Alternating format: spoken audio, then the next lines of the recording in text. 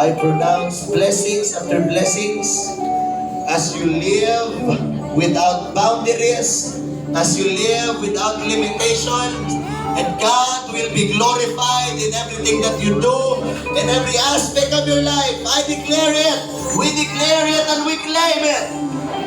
And may I ask Brother Joseph to blow the candle sa tunga. Basta, gamiton.